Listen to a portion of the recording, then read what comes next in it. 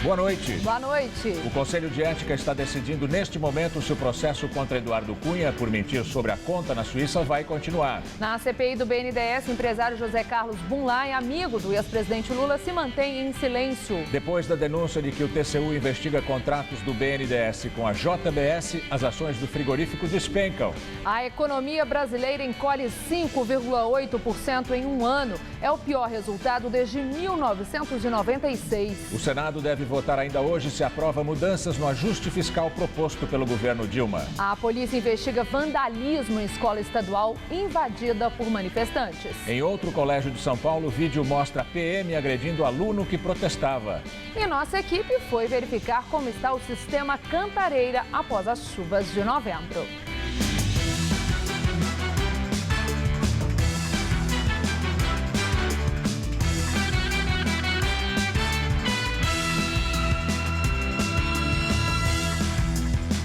Dia de muita confusão nas escolas estaduais ocupadas por alunos que são contra a chamada reorganização do ensino paulista. Em Osasco, na Grande São Paulo, uma escola foi completamente depredada. A polícia investiga se há envolvimento de estudantes. Na capital, outro colégio foi invadido, mas por pais que defendem a liberação dos prédios e a volta das aulas.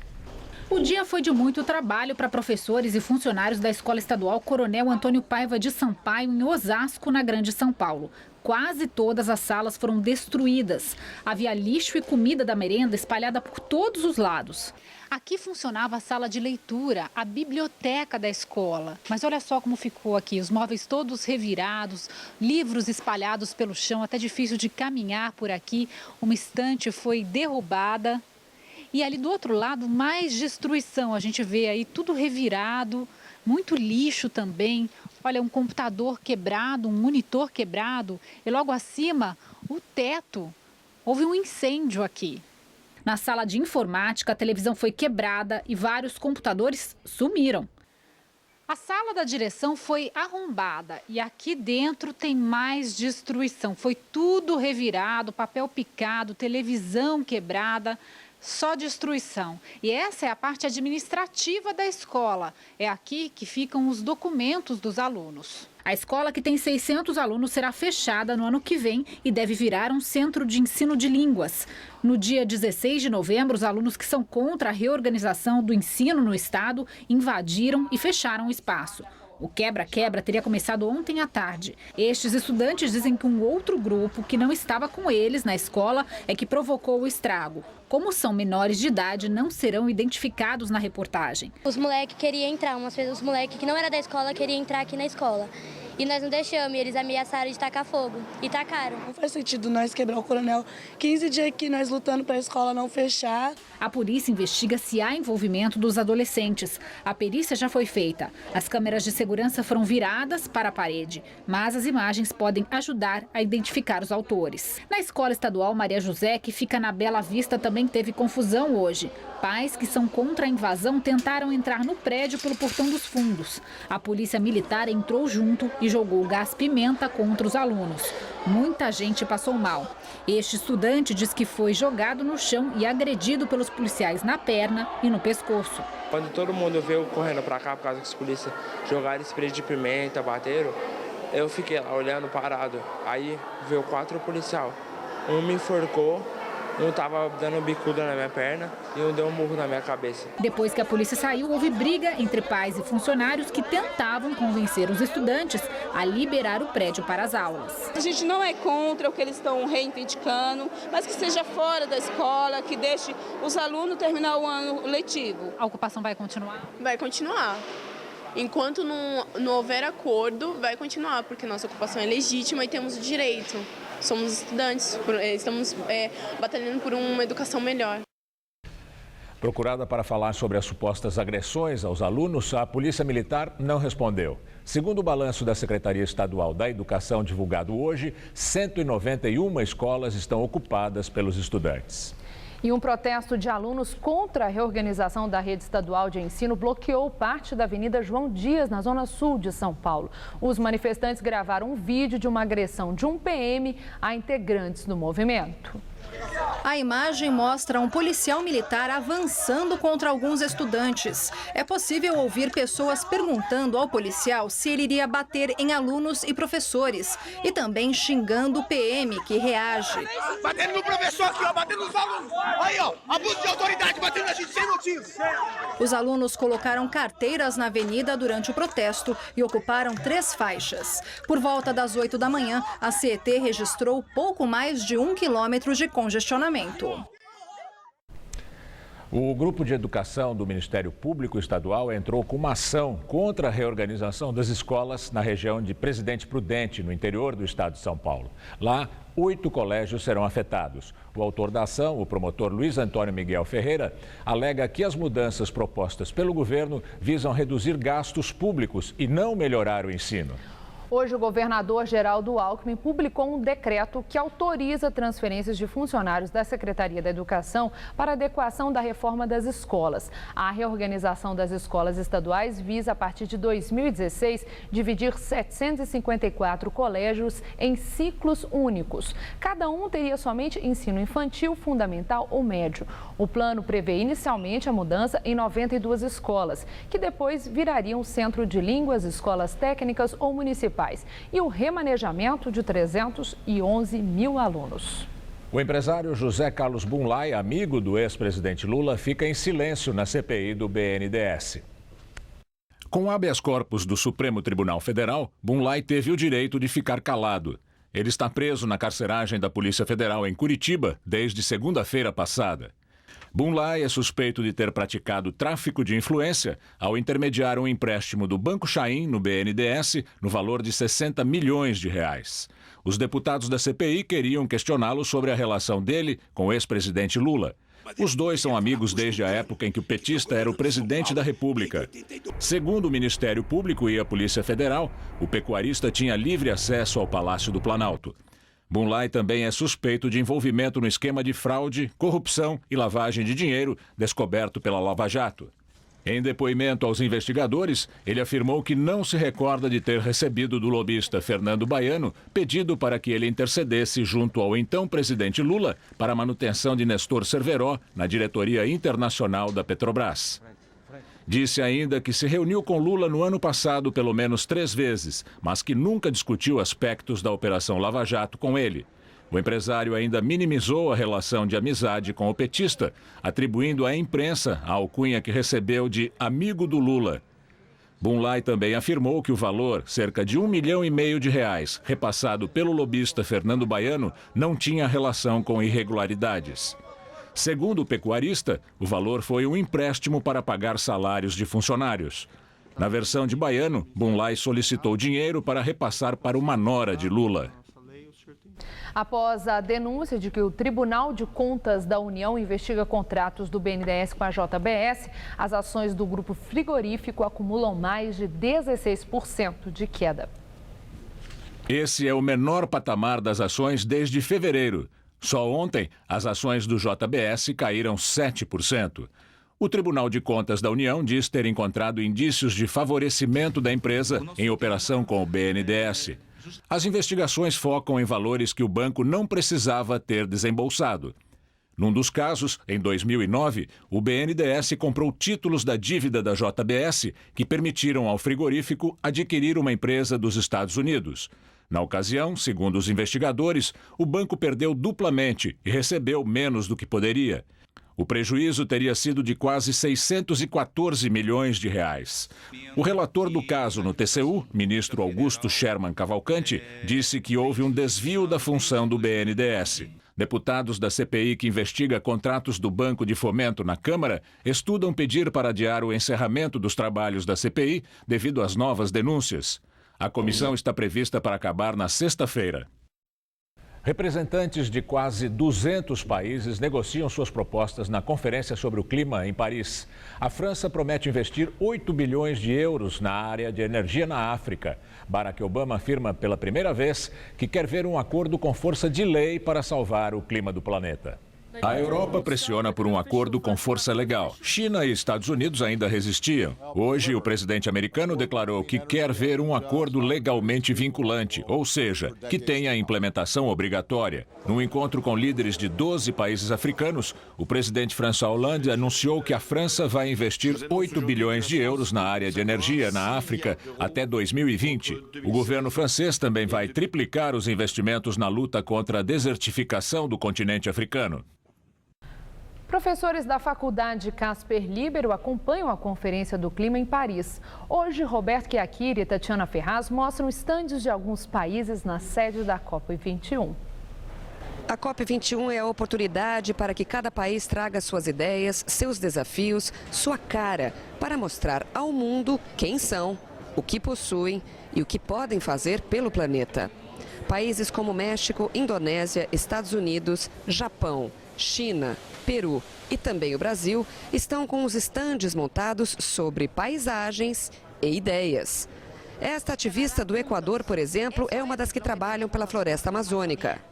Orgulhoso de ser equatoriana e orgulhoso de proteger o ambiente desde nossa cultura. O estande da Índia é o que mais atrai visitantes. Com jatos d'água, esculpe palavras que têm a ver com o grande evento e, ao mesmo tempo, com a grande preocupação mundial. Ce qu'on expose ici, c'est simplement le futur de l'Inde, les problématiques de l'Inde et les efforts qui sont faits pour pallier aux problématiques, notamment environnementales. Voilà. A COP21 em Paris mal começou, mas o próximo grande encontro para falar sobre mudanças climáticas já está sendo organizado. Será em Marrakech, no Marrocos, no ano que vem. A responsável pela organização diz que o país espera pelo menos 30 mil visitantes para 2016. La France, elle a accueilli à peu près, elle a prévenir d'accueillir à peu près les 40 000.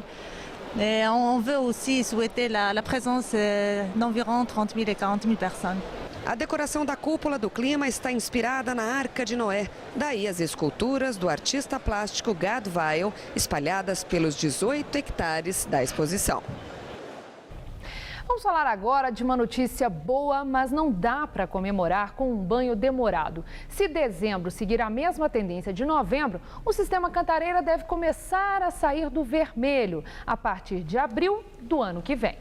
Hoje, o Cantareira completou 2 semanas seguidas em alta, o que já dá um certo alívio para quem vive do turismo na região abastecida pelo manancial. Sidney está mais otimista com a pousada em Santa Isabel, às margens da represa do Jaguari, que faz parte do sistema Cantareira. A água está voltando aos poucos. Percorremos um trecho da represa e ainda dá para ver muitos troncos de árvores e restos de construções que ficavam completamente submersos. Mas a situação já é melhor do que a registrada no ano passado, no início da crise hídrica. Até agosto ela estava subindo bastante, chegou a subir acho que uns 10 metros aqui, então eu estava super contente.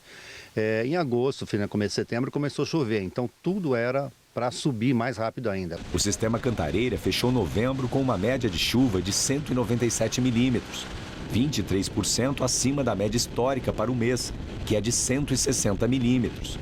Foram 13 dias consecutivos de alta, chegando a 19,6% da capacidade. O índice considera o volume acumulado em relação ao volume útil. Olhando assim a represa um pouco mais cheia, a gente chega a achar que o sistema já recuperou totalmente a sua capacidade. Mas isso não é verdade. Apesar das altas seguidas, ele continua operando com a sua reserva técnica, o chamado volume morto. E, segundo a Sabesp, o Cantareira só vai sair dessa situação em abril do ano que vem. Sidney sabe disso. Para não depender apenas da represa, para atrair turistas, ele investiu em mudanças. Temos a tirolesa, que já foi inaugurada, estamos fazendo um deck no restaurante para dar uma vista muito bonita, uma piscina aquecida, um spa. Graças a Deus a gente conseguiu superar essa crise, mesmo com a água baixa, a gente está conseguindo manter a pousada devido a esses outros investimentos que foram feitos. E as chuvas devem continuar em São Paulo com a passagem de várias frentes frias aqui pela capital. O tempo ainda fica bastante instável. E o paulistano deve tomar cuidado, se preparar, porque há risco de chuva forte. Vamos aos detalhes da previsão com Luciana Magalhães.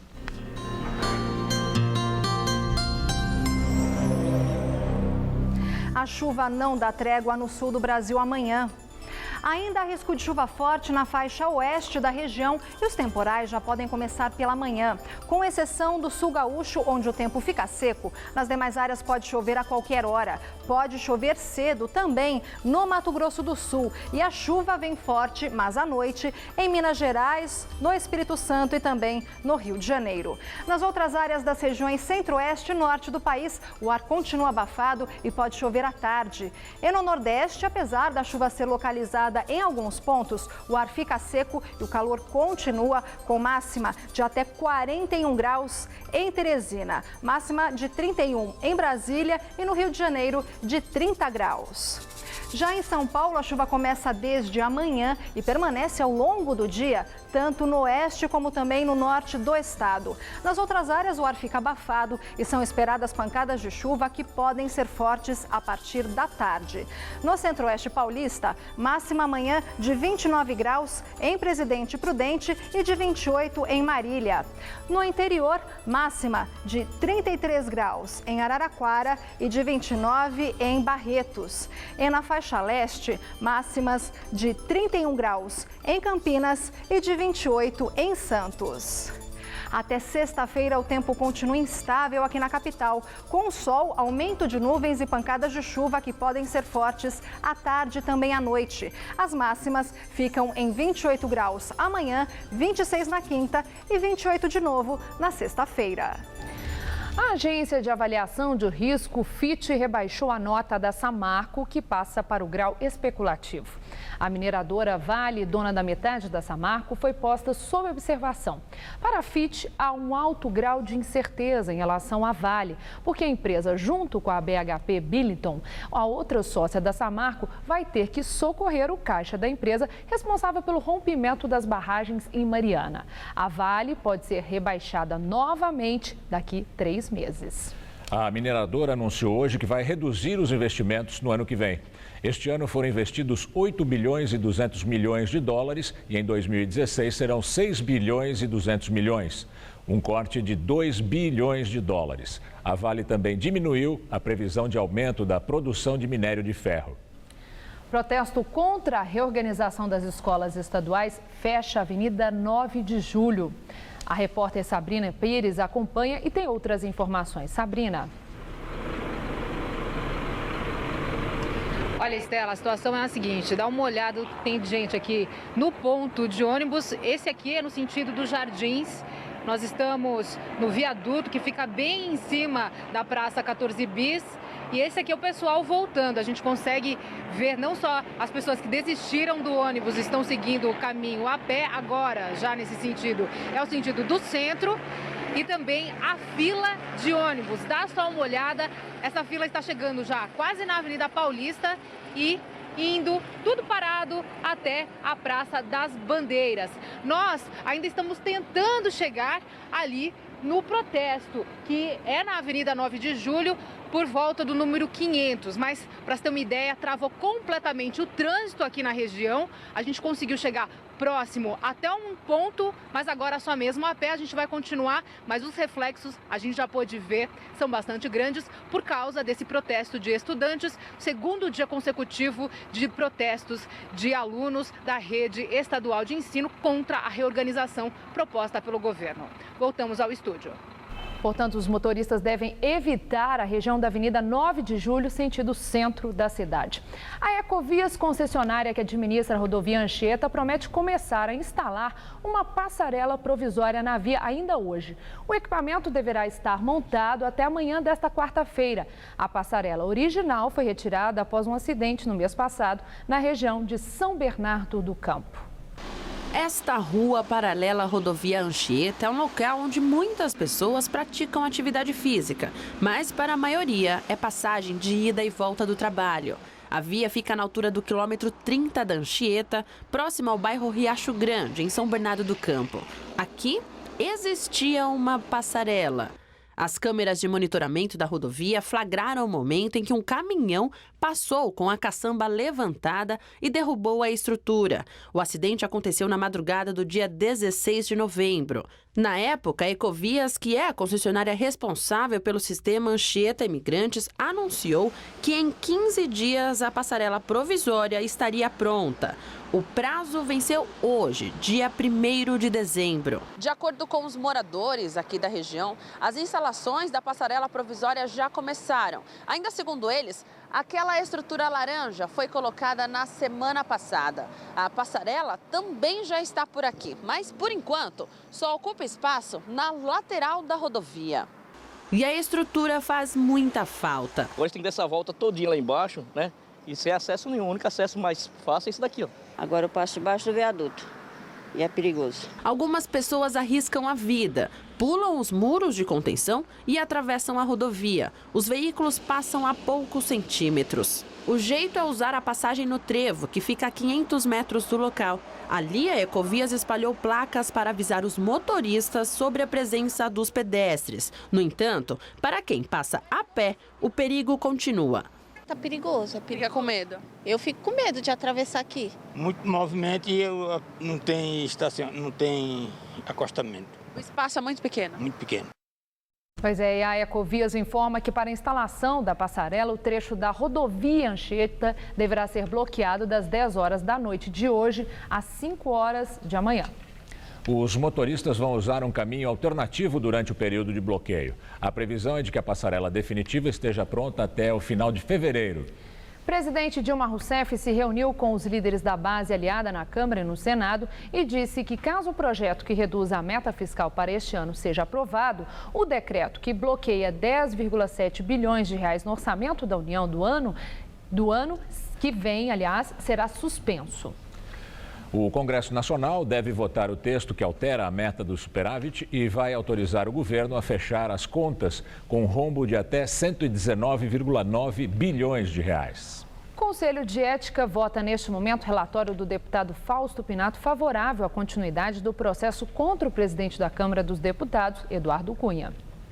A sessão começou por volta das 3 horas da tarde. Deputados aliados do presidente da Câmara tentaram adiar a votação do relatório. Os parlamentares fizeram vários questionamentos, mas mesmo assim a sessão continuou. Porque nós não podemos deixar que uma votação tão importante como essa, que o país todo acompanha, nós temos uma distorção de um membro que não ordenou aqui nas regras do Conselho. O advogado de Cunha criticou a representação contra o cliente. Segundo Marcelo Nobre, o processo se baseia apenas em uma denúncia do Ministério Público e que não existem provas contra Eduardo Cunha. Nós, advogados, muitas vezes, os parlamentares, os políticos em geral, reclamam da judicialização da política. Mas nós não podemos politizar a justiça, usando uma denúncia que não faz absolutamente prova de nada. O presidente do PT, Rui Falcão, recomendou que a bancada da legenda no Conselho de Ética, composta por 3 deputados, vote contra Cunha. Nos bastidores, diziam que Cunha estaria chantageando o Planalto para que o PT não desse os votos necessários para a continuação do processo contra ele no Conselho de Ética. Em troca, ele não aceitaria um pedido de impeachment contra a presidente Dilma proposto pela oposição. Mais cedo, o deputado José Geraldo, do PT do Pará, membro do colegiado, chegou a falar que o partido deveria fazer um sacrifício pelo país e salvar Cunha. O deputado Chico Alencar, do PSOL, um dos autores do pedido de investigação contra Cunha, criticou esse suposto acordo. Alencar disse que cada deputado do Conselho de Ética deve agir com independência e consciência. Vamos agora ao comentário de política com José Neumann e Pinto. Bom, seja qual for o resultado aí desse imbróglio, nós já ficamos sabendo que na Câmara está sendo instituída a República do Escárnio, voltando àquilo que Carmen Lúcia, ministra do Supremo, detectou, né? O escárnio substituindo o cinismo. Porque, veja, Rui Falcão, o presidente do PT, joga para a arquibancada dizendo numa rede social que o partido deve votar contra Cunha. A opinião dele não pesa nada. O Rui Falcão nem deputado é. O que pesa é a palavra de um dos petistas, o José Geraldo, que disse que o partido tem que fazer um sacrifício e votar pelo Brasil, por que o partido tem que fazer um sacrifício? Quem tem que fazer um sacrifício é a militante do partido, Dilma Rousseff, porque com essa crise toda ela podia sacrificar o seu mandato.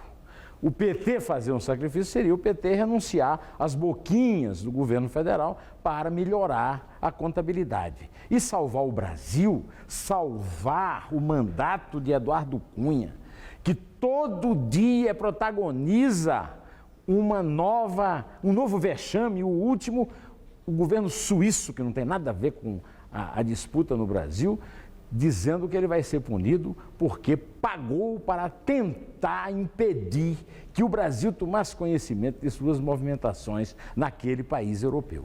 Isso tudo é ou não é um escárnio? O que é pior, roubar bilhões na Petrobras ou agir como esse deputado pretensamente honesto que pede o sacrifício do país para salvar o mandato de Cunha, como se isso representasse a salvação do Brasil? Salvar o Brasil, deputado, é salvar os 12 brasileiros que perdem o seu emprego por minuto neste país agora governado pelo PT. Isso é salvar o Brasil. Salvar o Brasil não é nem salvar o mandato de Dilma, nem muito menos o cargo de Cunha na Câmara, que é o que está sendo jogado nesse rolo todo lá no Conselho. Então, seja qual for o resultado dessa votação, fique sabendo que a vítima é você. Você que vai perder o seu emprego ou cuja empresa vai fechar e que não conta com o sacrifício do PT, nem para largar as boquinhas e o orçamento poder ter pelo menos um alíviozinho. Bom, eu volto direto ao assunto na sexta-feira, conto com a sua presença aqui conosco. Em pé. Hoje é o Dia Mundial de Luta contra a AIDS. Para destacar a importância da prevenção e do tratamento, a Secretaria Estadual da Saúde faz uma ação até às 8 da noite no Vão Livre do MASP, que oferece testes rápidos de detecção do HIV. Música de Cazuza e drag queens coloridas, tudo para chamar a atenção de um jeito, diremos, leve. Na Avenida Paulista, preservativo para todos e um convite: tire o peso da dúvida e faça o teste de HIV. Muitas pessoas ainda vão a óbito em decorrência da AIDS porque o diagnóstico foi tardio, demoraram para realizar o teste. Descobrindo precocemente, os medicamentos antirretrovirais são ofertados a todos aqueles que são portadores da infecção pelo HIV. Muita gente que vive na correria aproveitou a oportunidade e fez o teste entre um compromisso e outro. Eu sou do interior, eu vim para fazer uma entrevista, acabei sabendo da campanha, achei super válido. Mas para prevenção, por rotina mesmo. E por causa da correria também, a gente acaba não tendo tempo para ir fazer o teste. A gente não sabe o que acontece, nem não sabe quem está se envolvendo às vezes. A gente não sabe. Quem vê cara? Não vê coração, jamais. A gente não sabe, né? Tatuagem, expôs, alguma coisa que você compartilhou. Não é só sexo, entendeu? É muita coisa envolvida. O teste é bem rápido e nem precisa furar o dedo, nada. Para pegar o sangue é com o fluido oral. E como é que funciona? O Renan, que vai mostrar pra gente, é como se fosse uma espécie de cotonete, pegando a saliva que vai reagir com o exame. E aí vai sair o resultado em aproximadamente meia hora. É mais fácil, né? Eu tenho a impressão, do que o de sangue. O teste está disponível em toda a rede de saúde do país de graça. Mas hoje foi feito um mutirão. Cerca de 700 mil testes rápidos no Vão Livre do MASP. Em São Paulo, desde 2008, a epidemia tem mostrado elevação de casos, em especial entre homens que fazem sexo com homens e jovens de 15 a 19 anos de idade. Depois que o teste é feito, a pessoa precisa esperar, então, cerca de meia hora. E aí o resultado, independentemente se der positivo ou negativo, ele é dado num local assim, um ambiente privado e com um aconselhamento. Na sala, o Renan ouviu muitos conselhos e saiu bem mais tranquilo do que quando chegou. Aí, Renan, saiu aliviado? É, super. É um momento super reservado. Eu achei ótimo porque você não fica exposto, né? Caso tenha dado positivo, ela te chama, positivo ou negativo, ela te chama para um canto para falar sobre. O Ministério Público de São Paulo abre ação contra o prefeito Fernando Haddad e 3 secretários por uso irregular do dinheiro arrecadado com as multas de trânsito. Nessa ação, a promotoria alega que o dinheiro deveria ter sido usado exclusivamente em segurança e educação no trânsito, como prevê o Código Brasileiro, e não na construção de terminais de ônibus e ciclovias. O Código de Trânsito Brasileiro prevê que a receita arrecadada com multas deve ser investida em melhorias de sinalização, policiamento e educação no trânsito. E aqui na capital paulista, essa receita tem crescido nos últimos anos. Para se ter uma ideia, a frota da cidade de São Paulo em 2014 era de mais de 7 milhões e 300 mil carros. No mesmo ano, foram aplicadas 10 milhões e 600 mil multas. Essas infrações renderam aos cofres públicos quase 900 milhões de reais. É uma indústria da multa, tanto é que coloco na minha ação que se trata de uma indústria da multa. Passou a ser uma fonte de arrecadação. Segundo o Ministério Público, parte desse dinheiro, cerca de 617 milhões de reais, não foi aplicada devidamente. Foi constatado no ano de 2014 que foi construído obras como terminais de ônibus, foram construídos ciclofaixas, foram usados 67% dessa verba para o financiamento da CET com pagamento de salários. É uma afronta ao Plano Nacional de Mobilidade não poder utilizar recurso público para melhorar o transporte público. Não faz o menor sentido isso.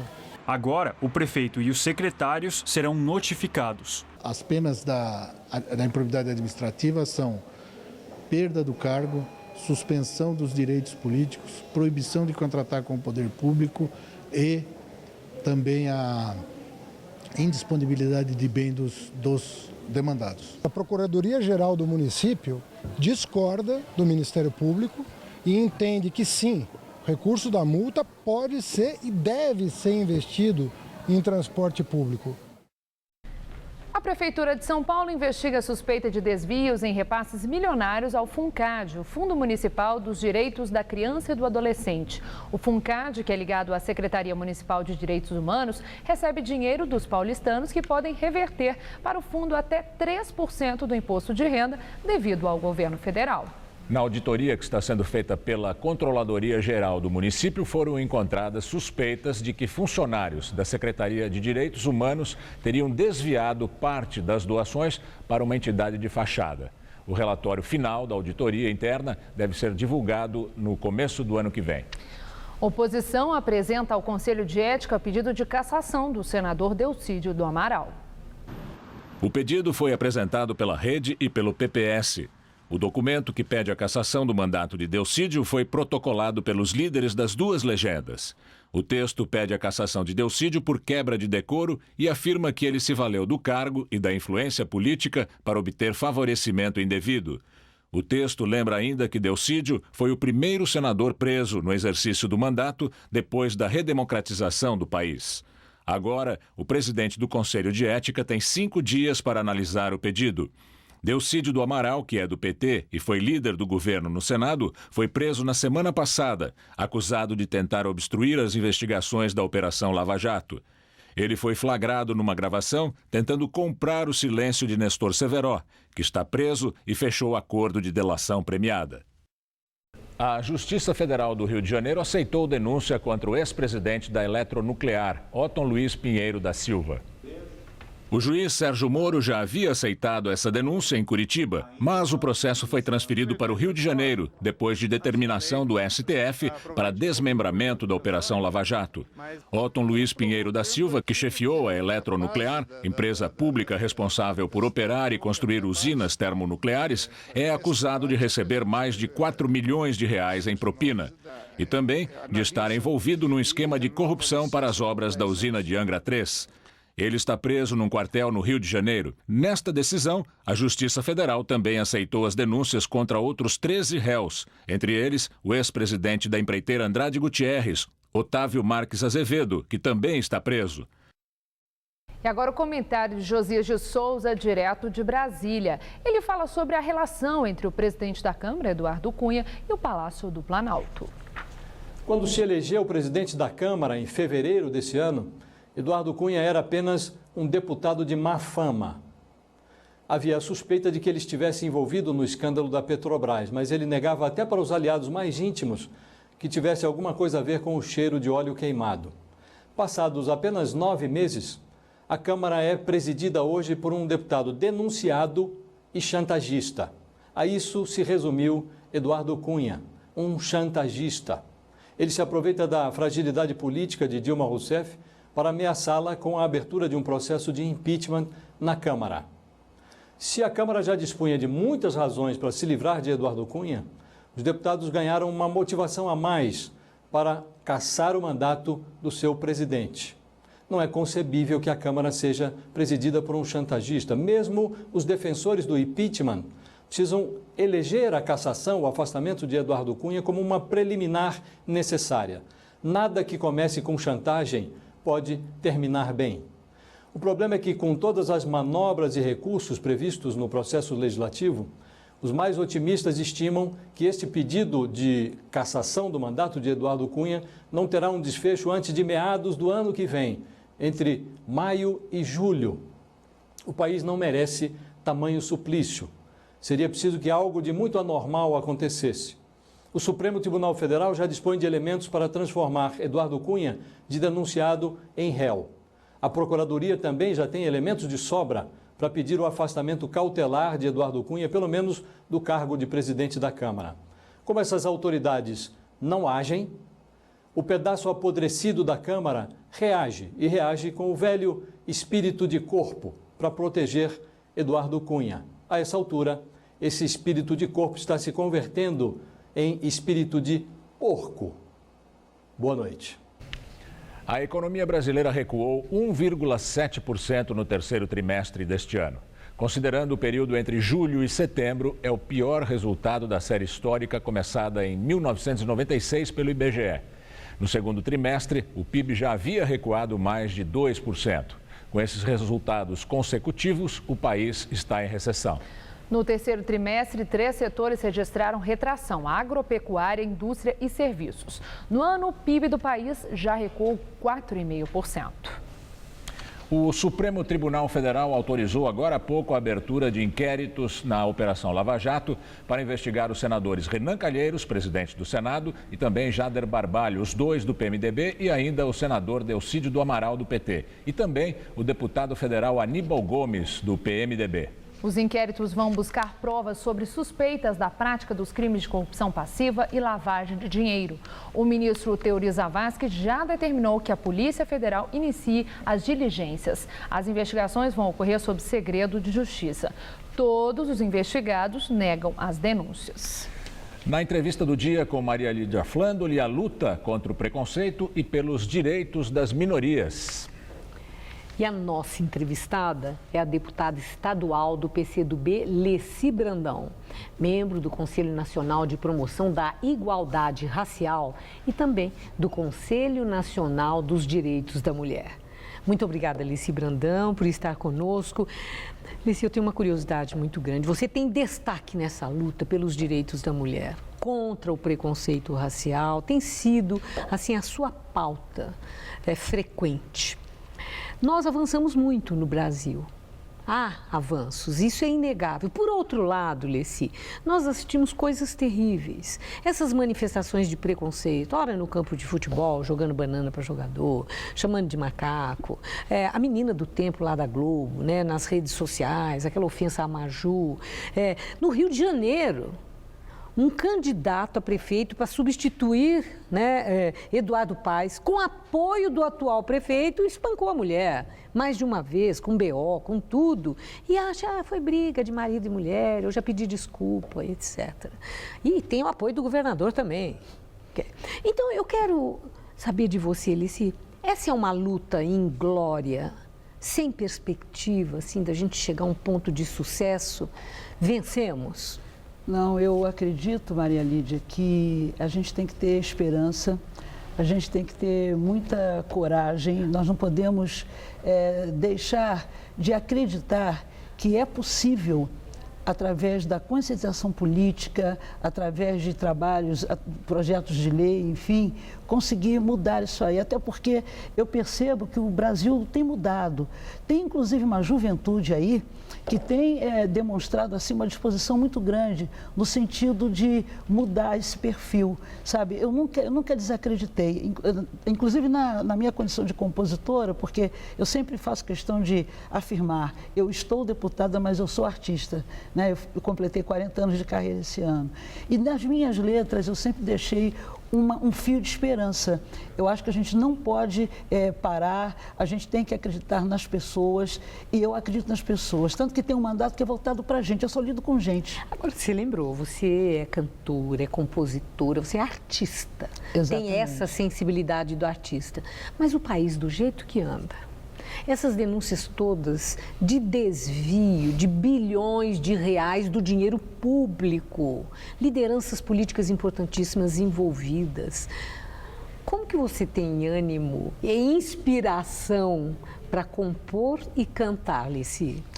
É porque a vida, né, me ensinou, talvez pelas todas as lutas que eu enfrentei, eu passei por muitos percalços também, enfrentei muitos obstáculos e consegui chegar numa situação que muita gente fica perguntando, mas como é que ela, que veio daquela origem, teve tais e tais profissões, hoje está deputada do estado mais importante do Brasil?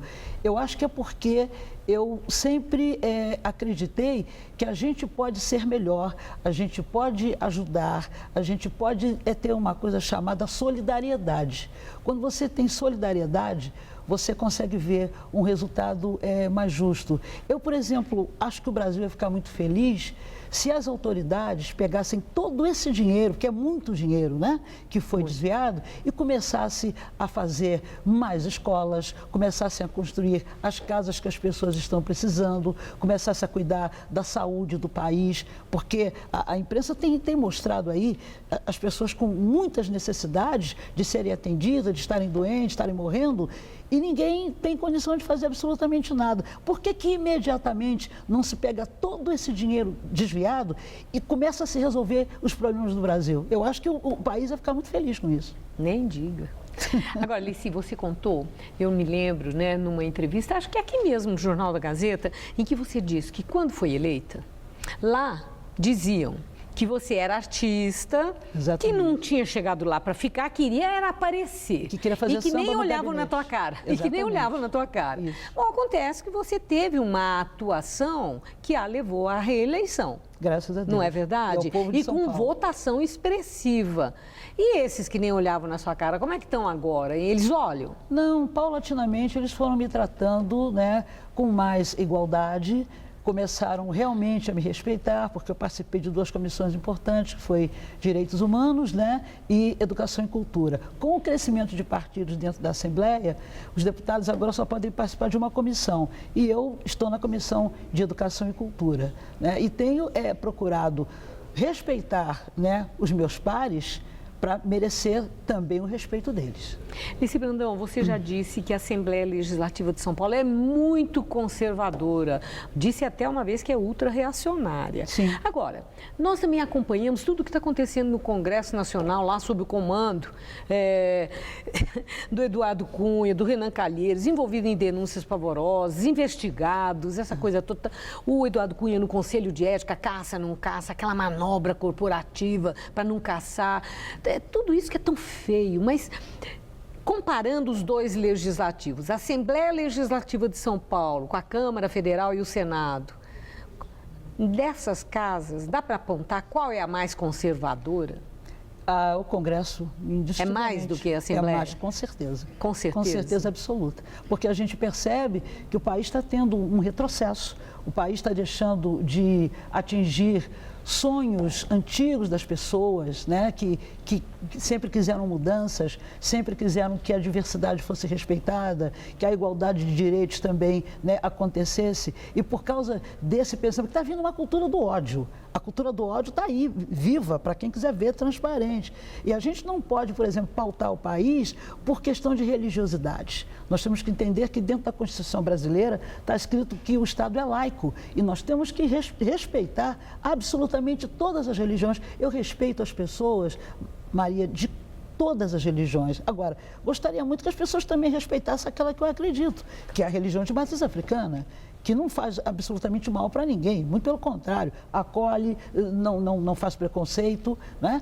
Então, essa coisa da religião, se nós não dermos um freio nisso, a gente vai acabar daqui a pouco tendo uma pequena guerra. Guerra santa. Exatamente, o Brasil não pode, o Brasil é um país da diversidade, né? Certo. É um país da miscigenação. Então, a gente aqui poderia conviver de uma forma, sabe, fantástica, de uma forma amistosa, de uma forma de reciprocidade, de bem-querer e, entretanto, às vezes, determinadas atitudes de autoridades parlamentares, as coisas se desviam. Lici, muito obrigada. Obrigada por tudo a você. Que você falou, sem dúvida nenhuma, é importante para a nossa reflexão. Uma boa noite, obrigada. Muito obrigada. Estela. 3 suspeitos de assassinar um líder de oposição ao governo são presos na Venezuela. Segundo autoridades, a vítima estava envolvida numa disputa entre facções relacionadas a sindicatos do estado de Guárico, no centro do país. Secretário-geral do Partido Ação Democrática foi morto com um tiro disparado de um carro em movimento enquanto participava de um comício na última quarta-feira. Líderes da oposição acusaram simpatizantes do governo de Nicolás Maduro de assassinato. Maduro negou a acusação e declarou que a morte de Luiz Manuel Dias estava sendo manipulada para atingir o Partido Socialista. As eleições legislativas na Venezuela serão no domingo e, segundo as pesquisas, a oposição pode vencer pela primeira vez no país em 16 anos. Vamos agora ao comentário de política internacional com João Batista Natali. Como vocês viram, a Venezuela deverá eleger domingo um novo parlamento. Nenhuma pesquisa eleitoral, eu repito, nenhuma pesquisa eleitoral cometeria o disparate de prever que o partido do presidente Nicolás Maduro poderá ganhar. São 165 deputados, não tem Senado na Venezuela. E o governo bolivariano não tem mais o apoio da população. Se fosse um país democrático e não uma ditadura disfarçada, os bolivarianos entregariam o poder e pediriam desculpas pelo estrago que fizeram. Uma inflação de 240% ao ano. Falta comida no supermercado e falta remédio nas farmácias. Maduro, que é o sucessor de Hugo Chávez, controla o exército, o poder judiciário e as milícias armadas, que aterrorizam a oposição. Um dos líderes dessa oposição, Leopoldo Lopes, está na cadeia. Um outro líder, Luiz Manuel Dias, foi assassinado por bandidos armados pelo governo. Maduro disse em outubro que, se perder a eleição, ele vai continuar a governar com o povo, numa união entre civis e militares. Essa declaração absurda demonstra a vontade de tirar todos os poderes do parlamento, de transformá-lo numa instituição de enfeite. Mas antes disso, a turma de Nicolás Maduro vai tentar fraudar os resultados das urnas. Não existe na Venezuela uma justiça eleitoral. Existe uma comissão controlada pelo governo. Já estão acontecendo coisas absurdas, como a impressão de cédulas em que a oposição aparece com um símbolo capaz de confundir os eleitores mais distraídos. A oposição não pode fazer campanha na rádio e na televisão, que são controlados pelo governo. Mas vejam que na Argentina o presidente eleito, Maurício Macri, já disse que vai propor a expulsão da Venezuela do Mercosul, porque ela não tem mais a condição de ser apresentada como um país democrático. Eis que a presidente Dilma Rousseff afirmou ontem em Paris que não existem provas para essa expulsão.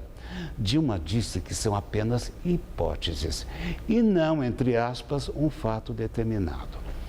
Pobre Venezuela que afunda na ditadura com a cumplicidade do governo brasileiro. É assim que o mundo gira. Boa noite. E você vai ver a seguir os preparativos de Palmeiras e Santos para a final da Copa do Brasil, amanhã. E as causas do acidente com o avião da AirAsia. Segundo investigação, a queda foi causada por falha mecânica. 162 pessoas morreram no acidente. Qual Casper você é? A minha Casper é informação. A minha Casper é organização. A minha Casper é criação. A minha Casper é luz, câmera, ação. A minha minha Casper é comunicação. É teoria, é prática, é oportunidade de estágio.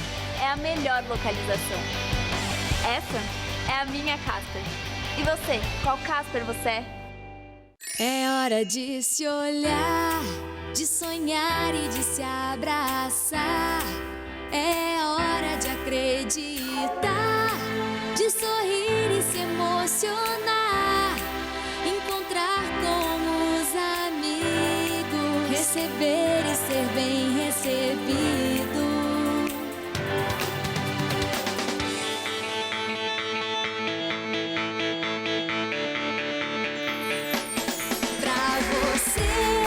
Pra você é que a gente faz. Na Gazeta a gente quer mais. Felicidade e paz. Pra você um ano demais. Na Gazeta a gente quer mais. Felicidade e paz.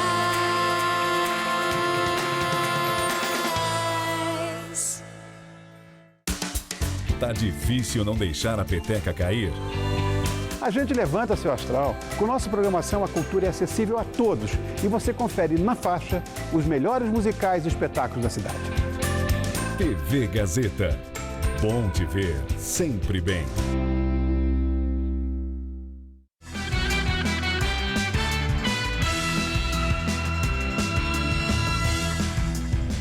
Vamos agora às notícias do esporte com Estela Gontijo e Celso Cardoso. Amanhã será conhecido o campeão da Copa do Brasil. O Palmeiras tenta o terceiro título de sua história, já o Santos o segundo, Celso Cardoso. Pois é, Estela, o Santos que está mais perto da conquista. Isso porque um empate basta para a equipe ser campeã. E se perder por um gol de diferença, ainda pode definir a sorte nos pênaltis. Hoje, Dorival Júnior comandou o último treino antes da decisão. Normalmente, em véspera de jogo importante, ainda mais de uma final, o escolhido para conversar com jornalistas é uma das estrelas do time, ou o treinador. Mas no Santos, um dia antes da final da Copa do Brasil contra o Palmeiras, a coletiva de imprensa foi com o goleiro Vanderlei. O goleiro é experiente, será a terceira decisão da Copa do Brasil que ele disputa na carreira. Em 2012 e 2013, foi vice-campeão com o Coritiba. Vanderlei não é o único personagem do bivice-campeonato do Coritiba que está de novo na final em 2016. Do lado do Santos, Vitor Ferraz também jogava pelo Coxa naquela época. Do lado do Palmeiras, o técnico Marcelo Oliveira, o zagueiro Leandro Almeida e o meia Robinho também fizeram parte daquela trajetória. A gente sabe que um vai ter que perder, né? E a gente fica triste porque tem amigos lá também, só que a gente pensa no nosso, né? A gente quer ser campeão, quer mostrar um grande trabalho ali, fazer uma grande decisão e torcer que em outras ocasiões também eles possam chegar e conseguir o título, né? Mas a gente espera que amanhã o Santos possa sair vencedor, que a gente possa comemorar muito esse título. Do lado palmeirense, o mistério continua e a imprensa sem acesso ao que tem sido treinado.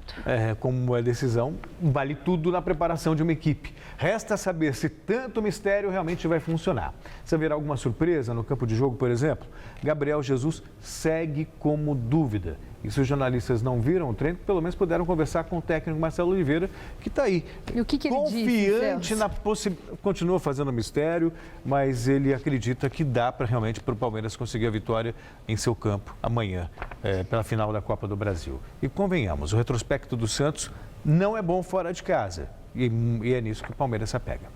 Mas e a questão do Santos já ter vencido?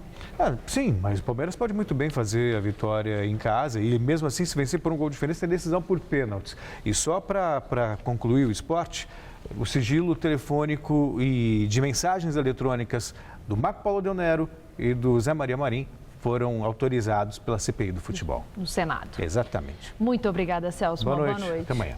E é com você, Gamberini. O governo da Alemanha definiu como vai ser a missão de suas forças armadas contra o Estado Islâmico.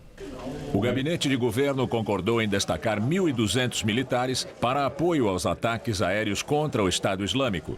O país vai colaborar com aviões de reconhecimento, um navio de guerra e um avião-tanque. O projeto segue para votação no parlamento. Berlim descarta cooperar com o ditador sírio Bashar al-Assad. Em Paris, Barack Obama conversou com o presidente turco Tayyip Erdogan sobre o abate do avião russo na fronteira com a Síria na semana passada. Obama disse que apoia o direito da Turquia de se defender e pediu que Erdogan reduza a tensão com Moscou. Depois, afirmou que não espera mudança rápida de estratégia da Rússia para a Síria, mas acredita que Moscou pode acabar se unindo à coalizão internacional contra o Estado Islâmico. Acidente com o voo da AirAsia em dezembro do ano passado foi causado por falha mecânica, aponta relatórios. 162 pessoas estavam a bordo do voo que havia partido da Indonésia com destino a Singapura.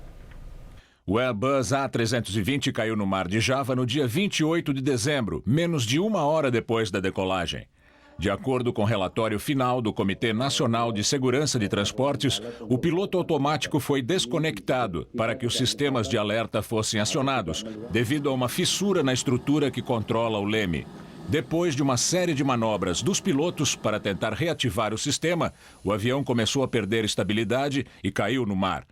O texto final apresentado hoje afirma também que o computador de controle de voo falhou 4 vezes antes que o avião entrasse em estado de bloqueio, o que impediu qualquer procedimento dos pilotos. O Jornal da Gazeta termina aqui. A edição de hoje pode ser vista no site do Jornal da Gazeta. Mais notícias em nossa edição das 10. Eu volto daqui a pouco. Boa noite. Nós voltamos amanhã às 7 da noite. Boa noite e até lá. Logo mais 10h30 da noite, Zé Armando Vanucci revela os bastidores da telinha no Todo Seu.